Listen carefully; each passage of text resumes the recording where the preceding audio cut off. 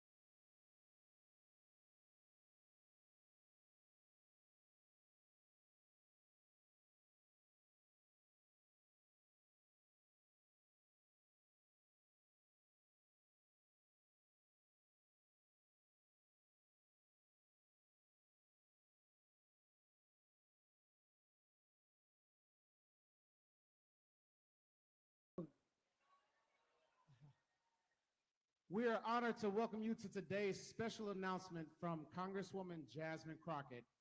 We are so thrilled that you're here. Please silence your cell phones. And for a little bit of housekeeping items, we ask that you hold your applause until the end of each speaker's remarks.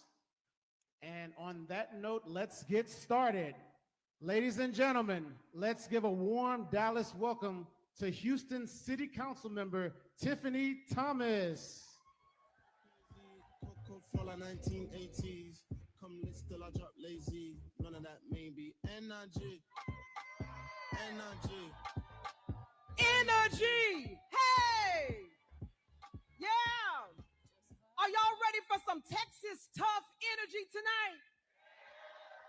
So before we move on with our program and hear from our speakers and our Jasmine Crockett, I want to know who's in the house. Is Texas in the house today? Are Democrats in the house today?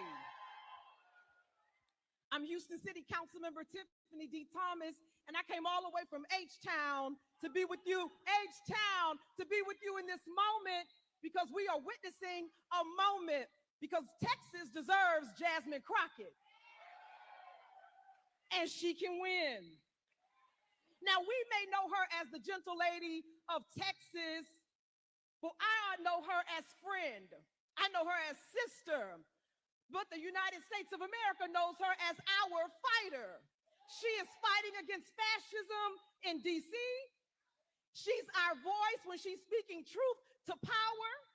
And not just speaking truth to power, she'll even shake the power table every once in a while to make sure that people like you and I have a seat in the room.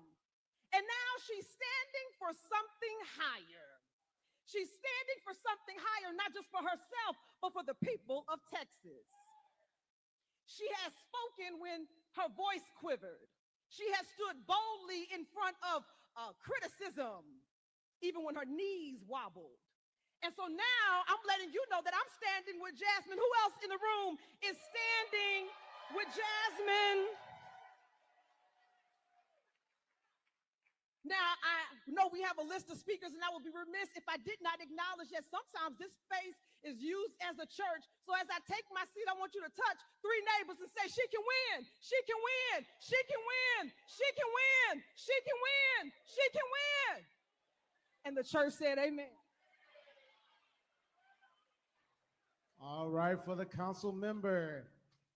Next up, let's welcome our next speaker, Miss Carla Gates, accompanied by members of the Dallas Lone Star National Association of Letter Carriers, Local Branch 132. Let's give it up for them.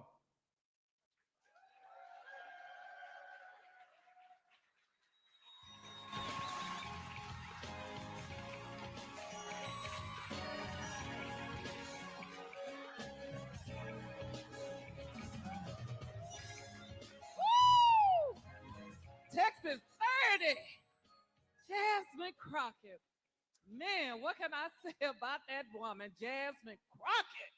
My friend. How's everybody this evening? I know we have 2 minutes, but it's going to take more than 2 minutes of what I have to say about this woman right here. But I need to introduce myself. My name is Miss Carla Gates. I am the widow of the late Eugene Gates, who was the mayor carrier that passed back in 2023. I'm sure everyone remember that story. I don't want to go in detail, but my husband, he passed in a homeowner's yard when the temperature was 119 degrees here in Dallas, working for the Postal Service of 36 years. So after having to go through that, Jasmine Crockett was the first public official that contacted me to give her condolences for me and my family. And when I say she was the first person to contact me, and keep in mind, it's been almost 3 years and I'm still waiting on the Postal Service, from the Postal Service to contact me. But that's a different story for a different time. You know, this is for our Jasmine Crockett. But neither to say, Jasmine Crockett has been there for me since the beginning and the end. When me and her first talked, she told me, I am going to fight for you, and I am going to fight for others so no one else have to go through what I had to go through. I believe, Jasmine, God put us together for a reason because I am a fighter and she is a fighter too. I'm loud and I'm going to say what I have to say because I'm at that age now where I can say what I want to say without holding anything back. You know, people want you to speak the truth, but when you speak the truth, they don't want to hear it. So Jasmine stayed with me when I needed assistance with the government. I didn't know where to go. And I remember I have sources. Jasmine Crockett. I immediately contacted Jasmine Crockett, got everything that I needed done. It was pushed, it was pushed, it was pushed. This woman helped me, and I'm sure I'm not the only one, but I am speaking for Carla Gates that I can testify that God brought her to me when I needed somebody the most that was in public official to help me go against the government. Amen. But I thank God. I thank God for our friendship. We developed a friendship that is still to this day, and it's been almost 3 years. Me and her staff, we continually stay in contact with each other. She does a lot of community service events, and I'm there with them. I tell them, I say, hey, I'm part of y'all. She cares about the people. She cares about our well-being. She cares about the community. It's not about money with her. It's about what can we do to make it better for us as a community. We need someone like that that look out for us. Ladies and gentlemen, help us welcome this amazing duo, Libby and Cecilia Gonzalez.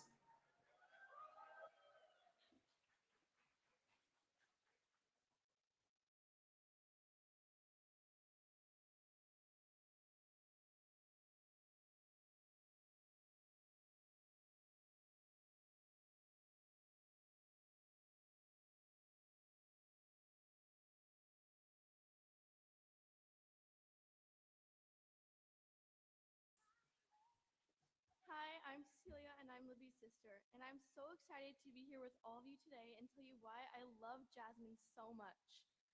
When I was 8 years old, I spent several days in her office learning a lot about what happens in the Texas legislature. Her staff let me help with some projects. I did office visits with my mom, and that was the year I testified for the first time. It was during COVID and a really challenging time for me and all kids in school. But I also got to experience something that many kids never get to see firsthand. I learned that in the Texas legislature, my representative would be fighting for all school kids like me. So when Jasmine was elected to Congress, I was the first to ask my parents if I could be there for her swearing in. Not long after that, I asked Jasmine to come to my school. I was so excited that my teachers let me introduce her to all of my classmates. She made it so fun to learn about how the government works, and she divided the classes into the House and the Senate. She taught us how to debate legislation that we made up, and we even elected our first woman president, my best friend, Katie.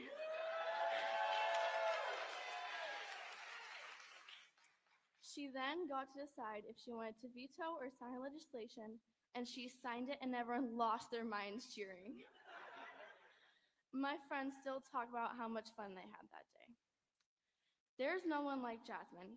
You may not always see it online or in the news, but she's the baddie we want representing us right now, and that's why I love her so much.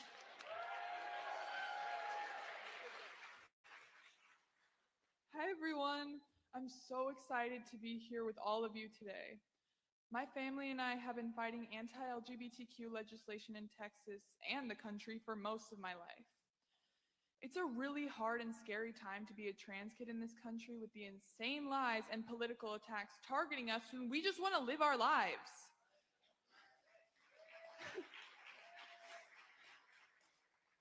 The moment I met Jasmine many years ago, I knew that she would never trade my humanity for political gains. I'm only 15 years old, and we've already been through a lot together. In the 2021 legislative session, she opened her office as a safe space not only to my family, but to all families like ours as we were being harassed in the Capitol. In a moment, that felt really scary, but she made sure that we were safe, heard, and fed. It's the thing I love most about Jasmine. She doesn't back down when it comes to fighting and defending the rights of the many diverse communities in Congressional District 30 in all of Texas. Living in this moment that feels really scary most days, it's easy to feel like no one's coming to save us. No one's coming to protect kids, especially those who can't vote yet. And Jasmine will be the first to tell you that we are the ones we've been waiting for.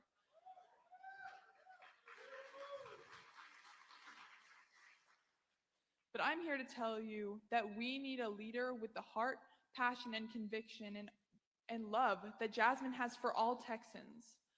There's no one in the world I would trust more to defend the most vulnerable in our state behind closed doors when cameras are not rolling. I've watched Jasmine over the last years empower many people around her and the communities she represents to be able to show up and fight for their rights, including me and my sister. We are so proud to support Jasmine and are here today to ask each and every one of you to show up in your communities and be a Jasmine in this moment. We need that person that will show up for the most vulnerable, the voiceless, the folks in rural Texas, our cities. Let's show our nation that, like Jasmine, all of us in Texas value diversity across our communities.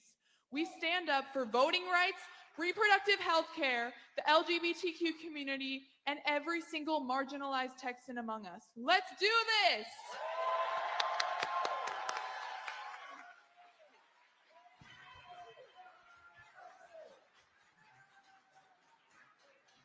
Next, we're proud to welcome to the stage. And I'm a businessman here from Dallas.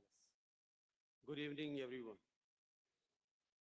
It is truly an honor to stand here today to speak about a woman whose presence, brilliance, and courage have created a powerful ripple far beyond Texas. What I admire the most about her is how naturally Jasmine leads with honesty and courage. She speaks with intention, stands firm in her belief, and inspire trust simply by being real. As you know, my friends, our country is going through a very hard time. This country always planned 50, 60 years ahead to make things happen and it's play accordingly. This time, we have a president who has a remote in his hand, tariff remote, and he's going up and down, which causes us, you and me, a lot of trouble. When the tariff goes up, your and my prices go high. So it's not a relief for us. Our credibility, what it tells us, our credibility of the country and the economy of the country is not good. It's a very simple way. So I remember 30 years ago, President Clinton left the office. Before he was leaving, most of probably you don't remember, but he left the office and he said, I'm leaving this country with $6 trillion surplus. And at that time, the country was at its peak. We have $6 trillion in surplus, and we have not more than 100 billionaires in this country. And the top worth was Bill Gates with $15 billion. That's the net worth of the top person. Now our country is 40 trillion in deficit, and we have almost 1,000 billionaires. And the top guy, he's about to reach $1 trillion net worth. So imagine the country is getting poorer. The country is not getting richer. Country is not in a good shape. We need to make this country strong. I remember for the last 20 years, every president come with slogan. It's called, let's make America great again. But I think we need to change the slogan. We need to say now, let's make America strong again. Our next speaker has served in the Texas legislature and now is a county commissioner in Harris County. Please welcome all the way from H-Town, Commissioner Rodney Ellis. We can win this race. I have watched Jasmine Crockett from the moment she went to the Texas House. And I'm one of those people who told our beloved Congresswoman Eddie Bernice Johnson, watch her, she's going someplace. If I can borrow a line from Beto O'Rourke, Texas is not a red state, it's a blue state that does not vote. Jasmine Crockett is the most talked about member of the United States Congress, the House of the Senate. And why are they talking about her? Because she talks back. She will expand our base. She's a great communicator. She has shown that she can raise money. What does it take for a Democrat to win in Texas? You got to be Texas tough. And let me tell you about this woman. We need Jasmine Crockett in this race because she is Texas tough.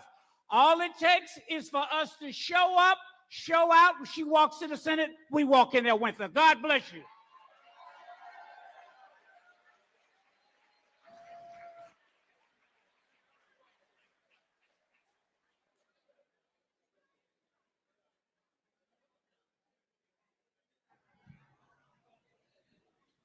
All the way from H-Town. This next person is always dropping bars, providing both a bop and real substance. Help me welcome to the stage, Mr. Cameron Cloud, also known as the cure for paranoia. Y'all give it up for him. What's going on? Praise the Lord, saints. Man, it is so good to be with y'all. I was talking to a young lady in the back, and she made me stop and think, because she was like, you know, sometimes you hear people that'll be like, I was there at the march with Martin Luther King. I was there. And we get to say that we was here. So let's just all take a minute to be present and really here for this moment, because this is a really historic moment. My name is Cameron McLeod. I created this band called Cure for Paranoia. And whenever President Carrot got elected, what happened? I told myself I was going to put everything I could into music this year in the event that stuff goes south. And I don't know if y'all have noticed, but things have gone what? Hello? So I told myself I'm going to wake up every day and I'm going to write a verse and I'm going to post it online. And I've been doing that since January 1st. The goal was only to get like 10,000 followers. I'm sitting currently at 333,000 followers. And I got Jasmine Crockett number in my phone. Hey, Sunday. So if it is all right with y'all, bear with me. But Jasmine did ask me, today is, I don't know if y'all know, today is day 343. This will be my 343rd verse. And she asked me to do, for the first time all year, do it live here in front of y'all. Is that okay? Okay, so what I did do, I wrote it on the drive up here. I recorded it in the little back room over there and then gave this man audio. Make some noise for the sound man one time. And we're going to see how this goes. All right, y'all ready? Let's get into it. Okay. She ain't never scared and she ain't never been. Always willing to go toe-to-toe against the president. I can't wrap my head around someone who votes Republican. She advocate for feeding kids. They protect folks touching them. Trump invading his own country with our army. What a joke. We remember Pearl Harbor by illegally bombing boats. What y'all thought we wasn't gonna do nothing but think again. They only trying to scare out of running because they think she'll win. Listen, thought I told y'all we ain't never scared. Now look who name on the docket. Got 2 words for every racist bigot. Jasmine Crockett. Y'all hear the words. Me, I hope my money goes to side that isn't trying to say affordability's a hoax. She stand on business, Austin toes. Texas soap, don't need no more bad built, bleach, blonde, butch bodies moving forward. So some of the words messed up. When I post it on Instagram tonight, y'all just go listen to it. Y'all hear the words. Amen. Amen. Yo, make some noise for Jasmine Crockett one time.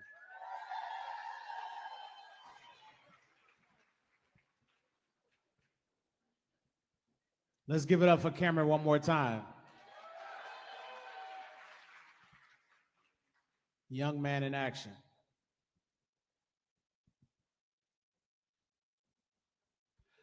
Now it is an honor to welcome to the stage the senior pastor of Friendship West Baptist Church and social activist, Dr. Freddie D. Haynes.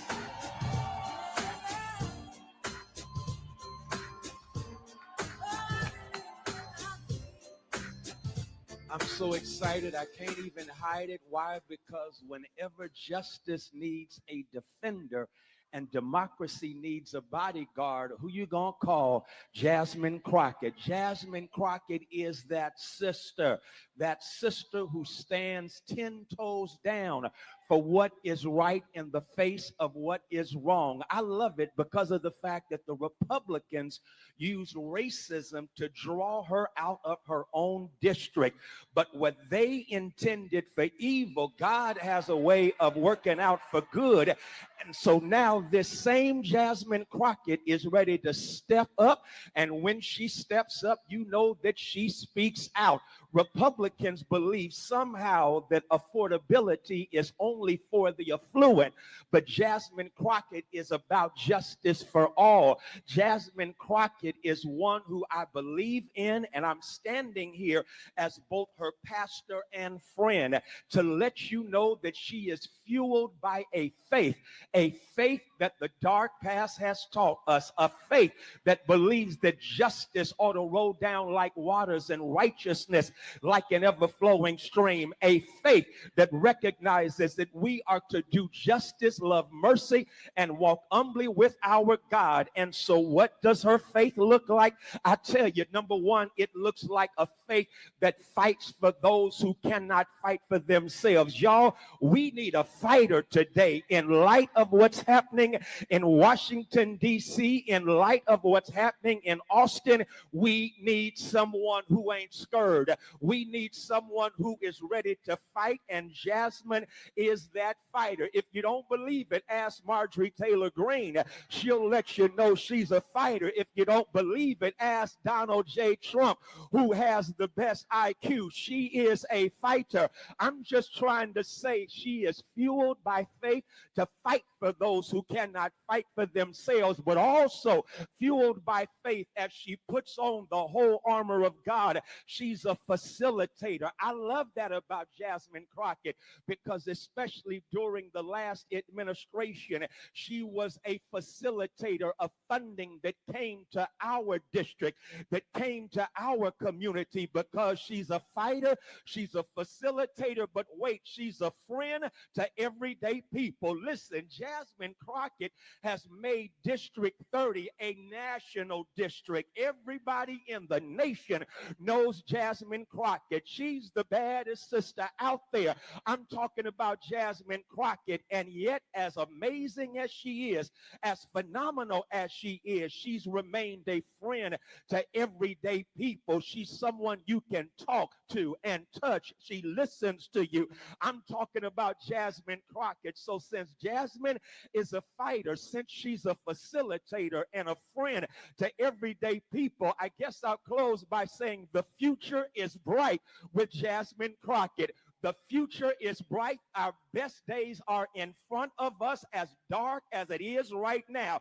With Jasmine, the light is about to break out and shine. And so, y'all, I've got confidence in Crockett. I know there is justice with Jasmine. I hope y'all get what I'm doing right now, because Jasmine Crockett, that master alliterator, is someone that we need for such a time as this. Y'all know I'm a preacher, so I got to at least please use that on you, because Esther was called to the kingdom at a dark time.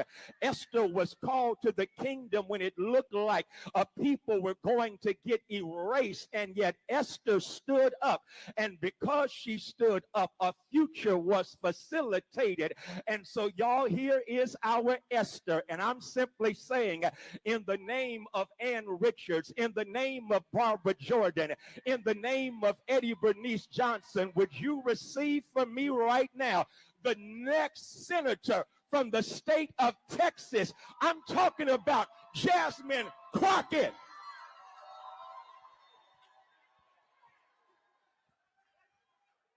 Thank you so much, Pastor Haynes. If I can have everybody direct their eyes to the screen, please. Thank you. How about this new one they have? Their new star, Crockett. How about her? She's the new star of the Democrat Party, Jasmine Crockett. They're in big trouble. But you have this woman, Crockett. She's a very low IQ person. I watched her speak the other day. She's definitely a low IQ person. Crockett. Oh, man. Oh, man. She's a very low IQ person. Somebody said the other day she's one of the leaders of the party. I said, you got to be kidding. Now they're going to rely on Crockett. Crockett's going to bring them back.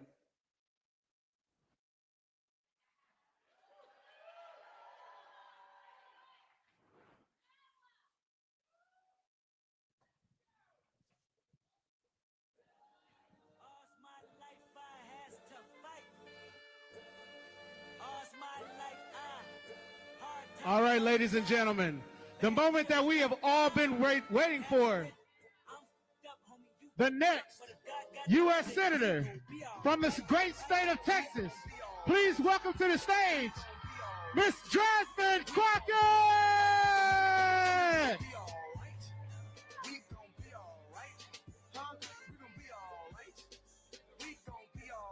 Y'all look good. Y'all look real good. But are you fired up? Are you ready to go? All right, Texas, let's get down to it. I know y'all are ready to hear some good news, and some of y'all already heard it before you even got here.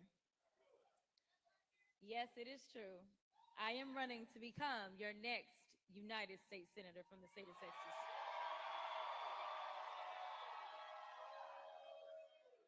I honestly can't put into words what it means to me. You see, a lot of people think that making decisions like this, you take them lightly. I'm here to tell you that I understand that there's a responsibility. I'm not reading from my script, so they're about to be confused. There's a responsibility that lies with all of us, especially in this moment. There are a lot of people that said, you got to stay in the house. We need our voice. We need you there. And I understand. But what we need is for me to have a bigger voice. What we need is not only a voice, but we need to make sure that we are going to stop all the hell that is raining down on all of our people. So over the last couple of months, I've been thinking about our future. Where do we go from here? And obviously, I've been thinking about Texas. I thought about my classmates from law school. One is standing right up front, Mr. Anthony Farmer. I thought about the big dreams we all had, fighting for justice in the courtroom, starting our own businesses, buying a home, starting families. If you think about it, our dreams were the American dream. Opportunities for those who work hard, home ownership, jobs, entrepreneurship, and security. And that time, we were headed into the Great Recession. I took a job in East Texas for a pretty well-known family-owned law firm. I began doing class action defense work. And honestly, I wondered if I'd made a mistake. I wondered if that was really what I was supposed to be doing. It just so happened that they had just started a new public defender's office in rural East Texas. And so I decided that I would join that public defender's office. I joined it because I believed everybody deserved a voice in the courtroom. Even if they couldn't afford an attorney, one would be provided to them, and that attorney was me. I loved being a courtroom warrior. I got some judges here. They probably can't identify themselves, but nevertheless, I loved being in the courtroom. You know, I never thought that I would run for office, but some people are able to inspire others as they walk their own path. As a 27-year-old public defender walking in her path, there was someone who came along and inspired me. There was this charismatic, funny, intelligent, and exciting young candidate with a funny name who just got into the US Senate and was running for president. Many doubted if this country was ready, while others, well, we got to work and kept hope alive. We didn't focus on the naysayers. We didn't get distracted by any pollsters. We remained laser focused on getting the person who was best for the job into the seat. We didn't let history diminish our hope in what was possible. We ignored that the devil on our shoulder that sometimes tries to tell us your vote doesn't matter. The country's not ready. He can't win. And responded with that timeless American creed. Yes, we can. Yes, I'm talking about President Barack Obama. How many no's do you think he heard before he got a yes? No, you can't win. No, the country's not ready for a Black president. No, a Black man can't get elected. No, your middle name is Hussein. No, you can't beat the Clinton machine. But every time they told him no, he looked them right in the eyes and he told them yes. He said, yes, we can. Yes, we can deliver on health care. Yes, we can enshrine equal rights. Yes, we can bring jobs back to America, create opportunities for all. And yes, we can save the economy after a Republican president sends it into the gutter. People ran lies, rumors, and tried to poke holes in everything about Obama, from his faith to his heritage. Falsehoods about his daddy, mistruths about his mama. There was even a question about his birth certificate. But he didn't let any of that get in his way. He worked and worked and worked to inspire and instill a sense of hope. And man, do I remember. I remember hoping. I don't know if I really believed, but I knew that we had to try. I knew that we had the power. He turned those no, you can'ts into yes, we cans. Yes, we deserve better. Yes, we will dig deep. Yes, we can. Back then, as the housing bubble burst and the economy crashed, I saw everyone around me struggling. I saw a system that ignored them and legal system that failed them. Then I remembered Obama's words. Change will not come if we wait for some other person or some other time. We are the ones we've been waiting for. We are the change that we seek. So many of you don't know, but I was 28 by now. And I decided that I was going to run to become the Bowie County Democratic Party chair. I was elected as the youngest Black Democratic Party chair in the history of Texas.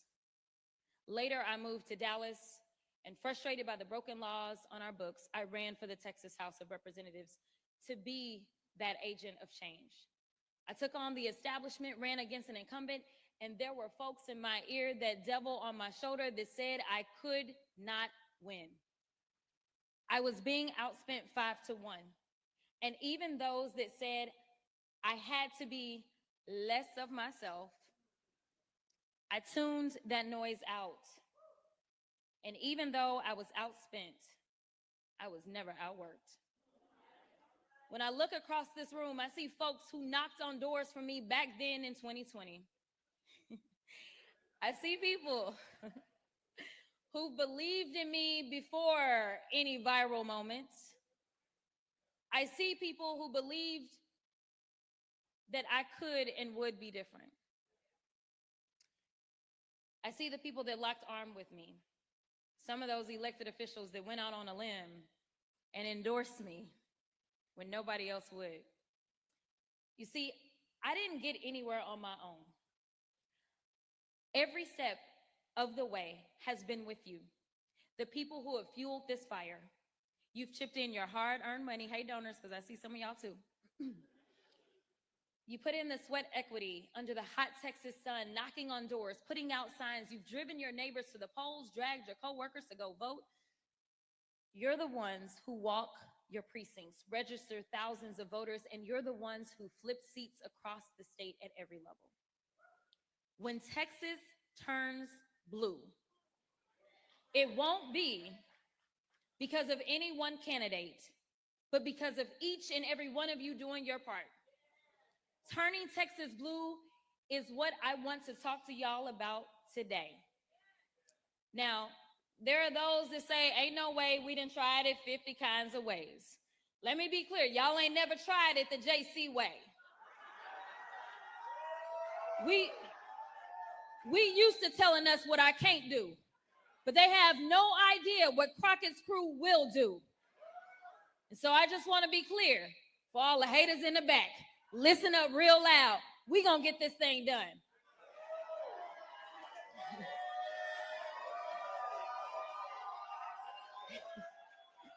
So they tell us that Texas is red.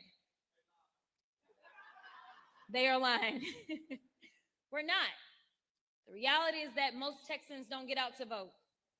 The reality is that the people that I used to work with in the Texas House did everything that they could to make sure that they could suppress voices.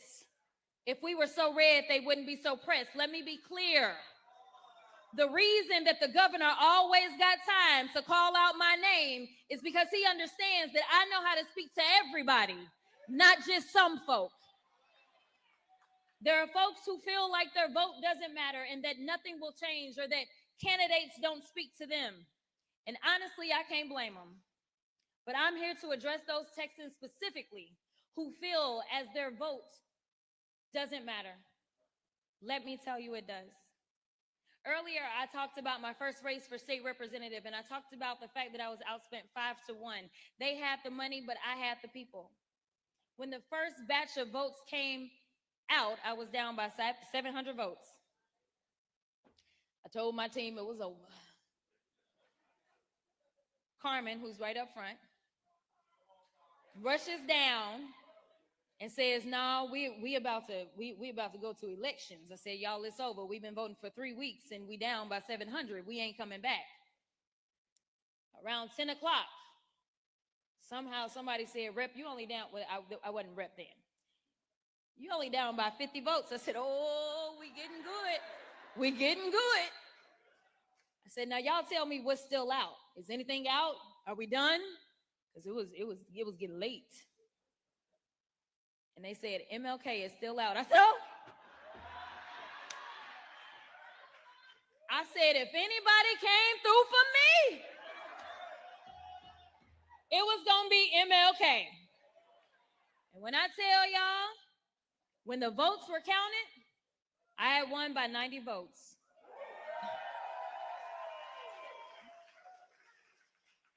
Out of 10,000 votes that were cast, I won by 90. It was the closest state house race in the entire state of Texas that year. Do you know where those votes came from? They came from the mom who organized the entire neighborhood to go vote because she knew I would fight like hell for her daughter. It came from the retired firefighter who talked to each and every one of his or her neighbors in the senior homes and the people that they lived around. It came from everywhere. It came from the churches. It came from home healthcare workers who ran across the street to vote at the library during their lunch break. It came from citizens who hadn't voted in years, but went to cast their ballots because they believed that I would bring a new generation of servant leadership to the government of the people, by the people, for the people. Each and every one of those votes made up the 90 votes we needed to bring change. And I'm gonna add this. It even came from unhoused folk. See, what y'all don't understand is that people like to devalue certain people, but the only place that equalizes us is at the ballot box. So I don't ever want anybody, no matter what your socioeconomic background is, to believe that you don't matter or you don't count, because the time that you count is when you are at the ballot box. A single grain of rice can tip the scales. Every single vote counts, and that couldn't be truer in the United States Senate. It was a single vote in the United States Senate that saved the Affordable Care Act, that saved millions of Americans' health care coverage. That vote was cast by John McCain, who showed bravery and honored his oath of service. Yeah, clap it up. He bucked his party's president to do what was right for his constituents. Sadly enough, we all know that Senator John Cornyn does not have the guts to stand up to Trump. But I can tell y'all who does. I do. Cornyn carries on with business as usual while small businesses across Texas take the hit from Trump's tariffs. Well, I'm done with politics as usual. I'm done with going along to get along, and it gets us nowhere. I'm done watching rural hospitals and public schools close their doors. I'm done watching parents be afraid to send their kids to school or the mall or the movies because Republicans have flooded our streets with guns. I'm done with the senators sitting around doing nothing while Trump takes your hard-earned money, skims your Social Security, slashes Medicare, and gives tax breaks to billionaires. I'm done. I'm done watching the American dream on life support while Trump tries to pull the plug. The gloves have been off, and now I'm jumping into the ring. I'm asking for your support to be the next United States Senator from the greatest state of Texas.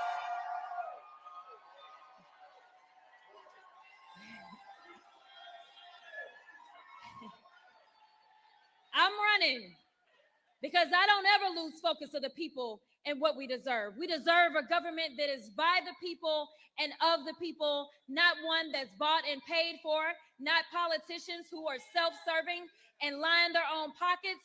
Most of you know that I am a civil rights and criminal defense attorney, that I made a living arguing cases before juries and fighting for Texas who were harmed to receive justice. I have won cases and convinced juries in the deepest, reddest parts of this state. And I'm ready to make the case to the people of the great state of Texas. My experience spans both state and federal. As you may have seen, I have spent more time on the federal level than I did on the state level. And frankly, I'm very well aware of what is happening on the federal level, on the deepest levels of the federal level.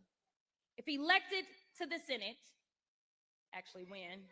I was about to say, y'all slow. I will begin on day one fighting to lower costs, deliver on healthcare, make home ownership and entrepreneurship accessible to all, and hold Trump accountable. I'll hit the ground running because I'm already in the belly of the beast right now. Many people wonder why I jumped in this race so late, and I just want to be clear that this was never my intention. This was never about me. I never put myself into any of the polls.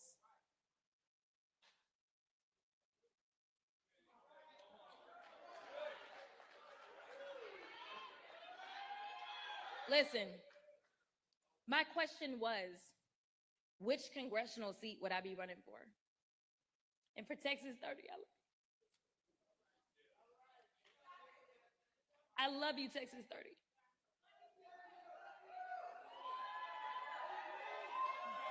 Okay, I'm gonna finish. But the more I saw the poll results, I couldn't ignore the trends, which were clear, both as it relates to the primary as well as the general election. I could have played it safe and continued serving in the United States House of Representatives for as long as my constituents would have me. But I don't choose to do that. Because Texas, this moment we're in now, is life or death. It's all or nothing. It's now or never. We find ourselves at a crossroads. We're faced with a hard choice to make people believe. We've got to make sure that they understand that we are not to go back. We are not to allow our hard-earned progress of our foremothers to be wiped away. We lose Social Security, Medicare. We lose the right to vote, to love, and live freely. That's one path where we go back in time. The other path is learning to live in Trump's America and shrinking ourselves into the shadows. It looks like people who are afraid to worship or love freely because people are simply, right now, afraid to walk down the streets. It looks like a country facing denial, bank loan denied, healthcare denied, American dream denied. But I'm here to tell you there is a third path, a path where we move forward as one people united under a common vision, a path where we reject Trump's false promises and reject his lies and division. I'm asking you to walk down this path with me, shoulder to shoulder, and envision a Texas where every child, no matter their story, can go to the best public schools, can afford to go to college or learn a skilled trade, a Texas where that child has every opportunity to grow and thrive. That means nutrition, healthcare, mental health, and safety. Imagine a Texas where that child grows up and can buy a home with first-time home buyers assistance. Imagine that child wants to start a business and create jobs in their community they live in Texas, where they can actually access some capital to get started. Now contrast that to our reality today, where a child's opportunities are limited by their zip codes. I think about the children in Houston who had their school district taken over by Abbott. I think about the children in Lufkin who went hungry this summer after Republicans cut funding for summer EBT. I think about the young adults and families in Amarillo that would love to buy their own home but can't afford it. I think about the farmer in Loving County who had to find his way to the nearest hospital miles and miles away because Texas has closed more rural hospitals than any other state. And by the way, if you know farmers, it takes quite a lot before they'll even think about going to the doctor. So I know this.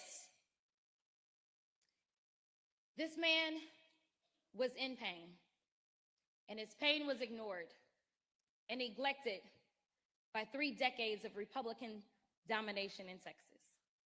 And I'm going to keep taking down this path with me. But let's first address the elephant in the room, quite literally. I know many of you are wondering why I'm running for a seat that everyone says cannot be won. The last time Texas elected a Democrat to the United States Senate, I was 7 years old. Do not try to do the math.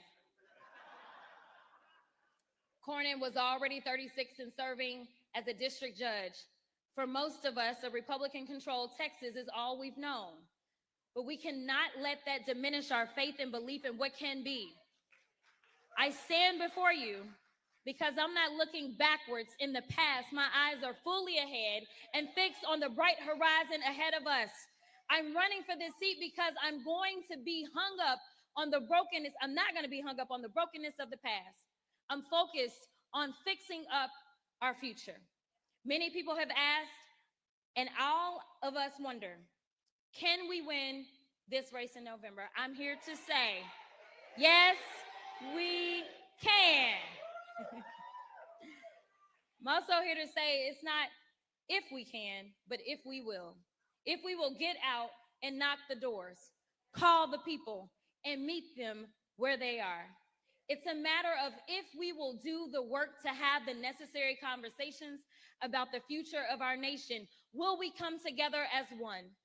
This isn't about me or them. It's about you and us. This is not about ambition.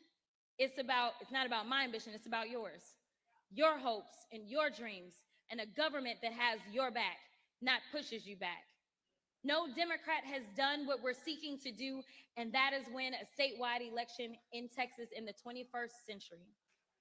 So there is no roadmap. There is no blueprint, and there is no cheat code. So for everybody that thinks they got it, just watch and I'll give it to you. This path we're going on together is one that must be forged ourselves. So let's be honest, if there was anyone with the recipe, well, they would have already won. But I also know this, if Mississippi can flip seats, then why can't Texas? If Georgia can elect 2 Democrats to the United States Senate, then Texas can too. In 2012, Mitt Romney won Texas by 16 points. In 2016, Trump won Texas by 9 points. As his administration went on and people felt the hurt, his margin in 2020 shrunk. In 2020, as people were fed up with his administration, as people sat around the dinner table, 500,000 American families stared at the empty chairs. The chairs once filled by loved ones who died from COVID. I remember the long lines, the lines we waited in for rapid testing, the line folks needing unemployment, the long lines at the food banks. Well, guess what, y'all? Under Trump 2.0, people are still unemployed or forced to work multiple jobs. And after all the cuts to SNAP, the rising cost of everything except wages, food banks are stepping up once again to fill the gap. But I remember another place where the lines were so long and in many places wrapped around the building, and that was at the polls. We turned our pain into purpose. We kept the faith and we did the work. We put fear in the hearts as the margins tightened and we were closing the gap. What did they do in response? Did they take a look in the mirror, try to offer real solutions to the real issues? No. Instead, they decided to come up with ways to keep you from being heard, to make it harder to vote and easier to cheat. Well, I'm here to tell you, don't cheat yourselves. Don't fall for the okie doke. I'm asking you not to worry about the naysayers, the critics, and the haters, because they already hear y'all. It's not about them or what they believe. It's about you and us, what we know is possible when people come together. So I'm asking you to tune out those intrusive voices that say she can't win because she's Black, because she's a woman, or because she's a Democrat. If you believe women should be in all spaces, then I ask you to stand with me. If you believe we should be judged by the content of our character, then I'm asking for your support. And if you believe this election should be about the issues, who has the better policies and ideas, and who is best for the job, then I ask for your vote in the Democratic primary election this March and again in November. You see, we know what the Republican tactics will be: a flood of lies and attacks designed to turn Blacks against whites, city against country, and you against me. They are experts in the politics of division. It's how they've gotten here. Division is how Trump got elected and then re-elected. This election is about adding voices to our electorate, about multiplying turnout with a robust operation and a unifying message that asks, how is it that Texas is prospering, but the people are struggling? We have the 8th largest economy in the world, yet kids go hungry. Seniors have to skip their prescriptions. Parents are forced to choose between braces for their children or hospice for their parents. We are the #1 state in exports, driving the American economy, yet somehow we are also #1 in uninsured women and children. The state is thriving while the people are facing tribulation. We are better than that, tougher than that, and Texas deserves better, and together we will. This campaign is for those who believe that the government should work harder than the people it serves. This campaign is for every single person that is done with politics as usual, that's fed up with the establishment, that's sick and tired of being sick and tired. Texas has no shortage of talent, no shortage of ideas, grit, or tenacity. Our state powers this nation. Our economy drives the world. Texas is a big boy state made up of brawlers and people with a moral code. Our representation should reflect that, and sadly enough, it doesn't. After evaluating the data, analyzing the trends, researching historic numbers, and combing over the crosstabs, it was clear the numbers were strongest for my candidacy for United States Senate. That's why I decided to enter this race, because otherwise I would have continued doing what I've always done, which is support whichever candidate had the strongest numbers. So I want to be clear. I'm not running just to run. This is about winning.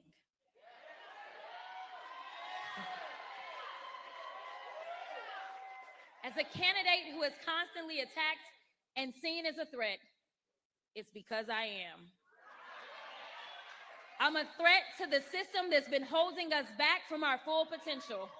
I'm a threat to a system that works to protect politics as usual, that seeks to maintain the despair and unfairness in our state. I'm a threat to those that have lost their moral compass, abandoned their purpose, and want to be kings instead of public servants. I'm the only candidate in this race who has served on the federal level, has taken on this administration, and sought accountability. I'm the only one who has gone toe-to-toe with Donald Trump, and there's a reason he's always got my name in his mouth. There's a reason John Cornyn has been attacking me since before I even entered this race. There's a reason folks have tried everything they could everything they could think of to try to keep me out of this race.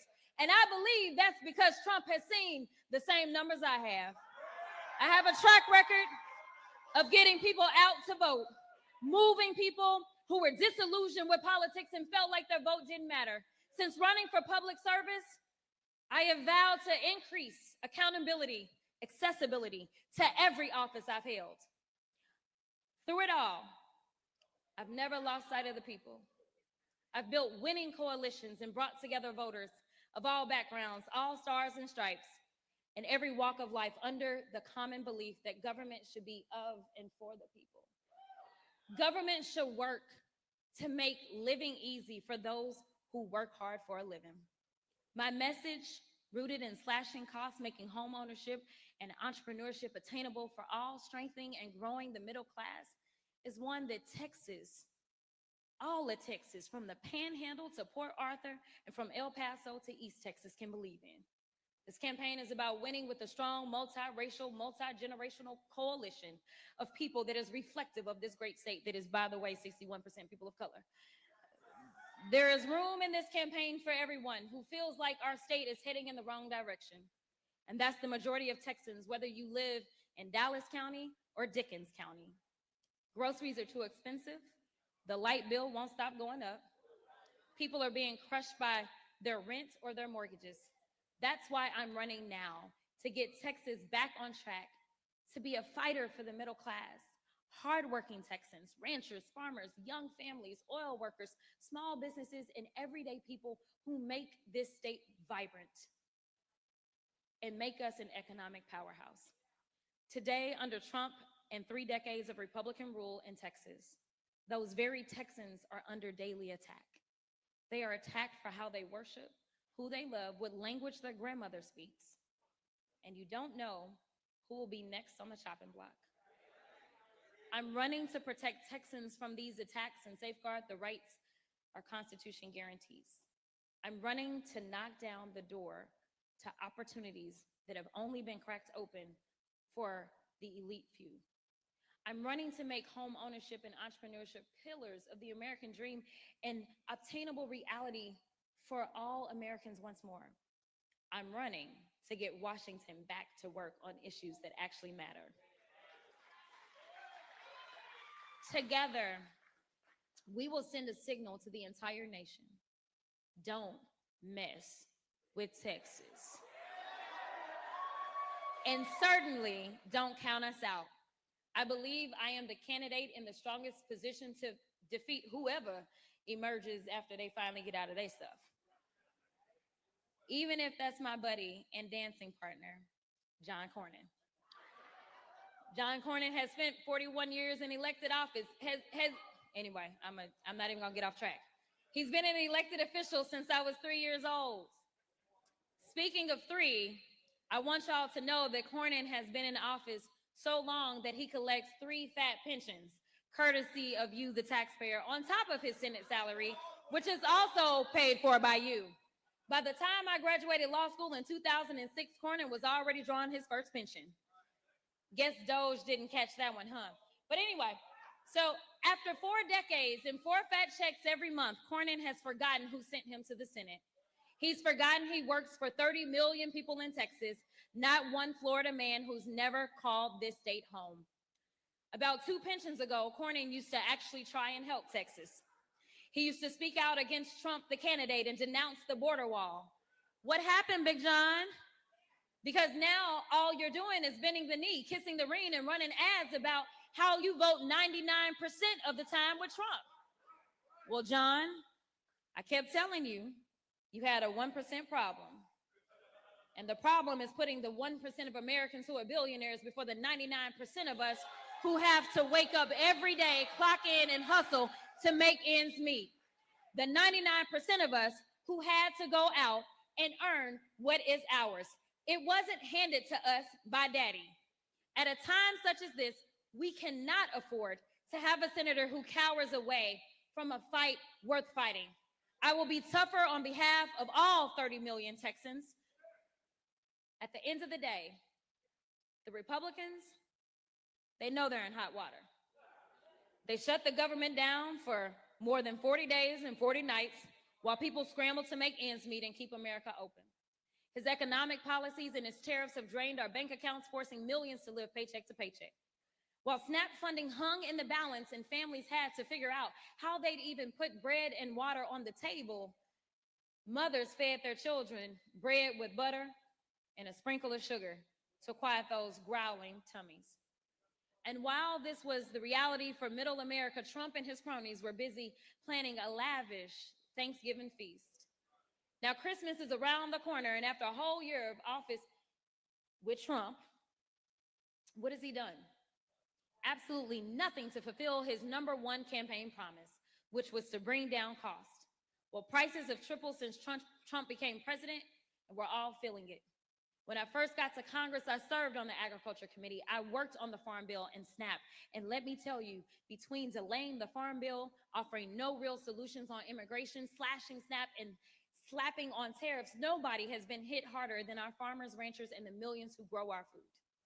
At a time when farmers are filing record bankruptcies, when grocery stores are going up even more to cover the cost of all of their economic loss activity because of the SNAP cuts, and as more rural hospitals close in Texas than anywhere else, how can our senator go along with this?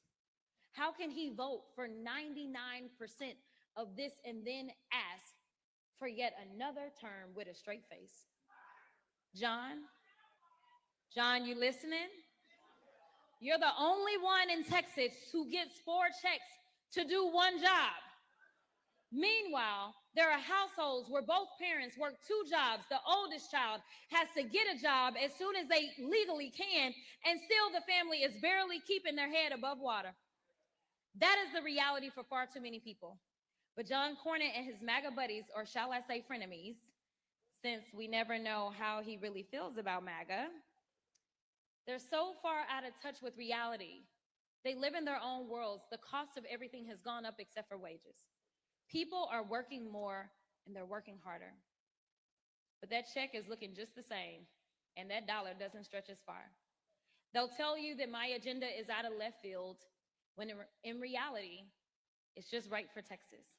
My agenda is affordability, it's healthcare, it's energy independence, it's American manufacturing, it's protecting our natural resources, it's providing the best education to every child and not saddling them with lifelong debt in the process. When prices are lower, that dollar goes further. Consumers have more confidence in spending power, businesses thrive, and our economy is healthy. The more people that are insured, the less healthcare will cost for all of us. If we spend on preventative care, we can save way more instead of waiting until somebody is sick. When we invest in clean energy, your utility bill goes down. When we build more housing, the rents and mortgages come down. When we have more affordable childcare, Head Start, and universal pre-care, then families will have that huge burden lifted from them. Childcare has become a second rent. Y'all say amen if you got children, because y'all know I ain't got none. I heard they expensive. My whole platform is rooted in my belief that life should be more affordable for those who make America run. It's centered around opportunity and a fair shake to work hard, get ahead, and have a chance to earn your dream no matter your story. To live in a country where you know your rights will be protected at every level, to feel safe walking down the street. That's what I have always fought to do, and I won't let up now. The stakes and the prices are way too high. That is why Democrats are truly about. This is what Democrats is truly about, and it's our opportunity now to remind the nation of what it looks like when we put our values into action. While Democrats were working overtime to protect healthcare and lower cost of insurance, prescriptions, and the care you need to be alive, Trump was too busy golfing, y'all. I don't even want to tell y'all how much money y'all spent on that. He was looking over carpet patterns and paint swatches. Y'all know, for his little room. Anyway, while Americans had to decide between paying the car note or paying the mortgage, Trump's toughest choice was between Chantilly lace or alabaster for his billionaire ballroom. The American people have been watching, and even those who weren't watching, they felt the effects and know the pain. Trump's unpopular policies will cost him the Republican majority in the Congress. He knows that, and that's why he called Greg Abbott and said, I need 5 seats from Texas. I'm entitled to them. And Abbott got right to it. Well, Trump, I know you're watching, so let me tell you directly, you're not entitled to a damn thing in Texas.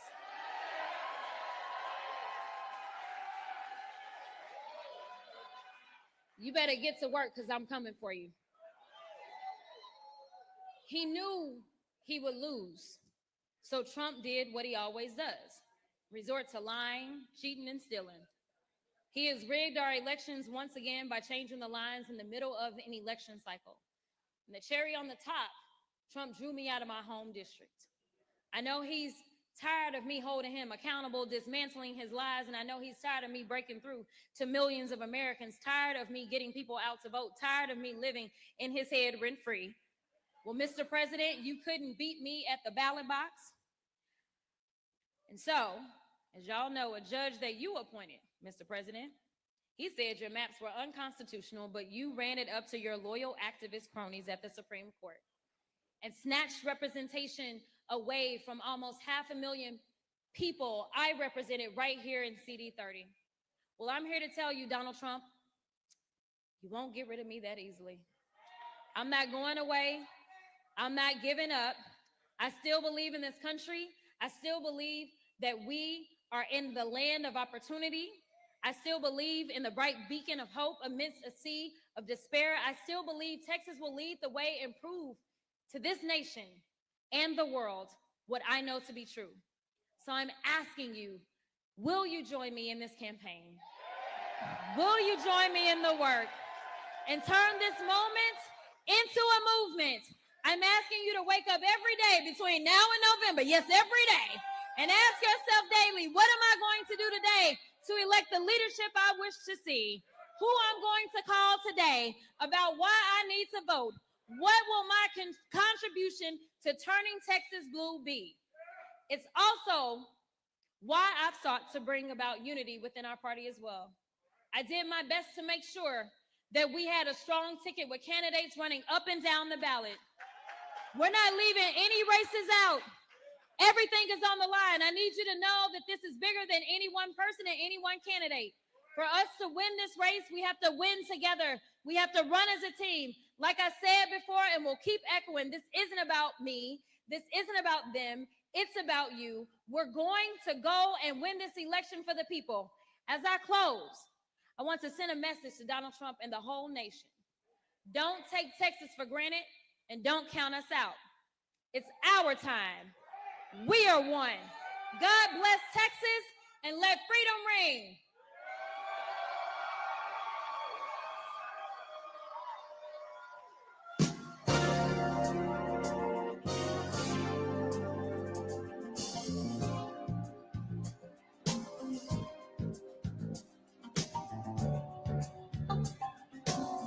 All right, everybody, let's give it up one more time for the next U.S. Senator from the state of Texas. All right. If everybody can remain in their place temporarily, DJ. All right. So my elected officials in the middle, if you can exit the same way you came in, my young lady on my right and your left will guide you. Everybody after that, can you please go to where the entrance door is and you'll line up there. And it isn't mandatory, but Jasmine wants to take a picture with you guys, so if we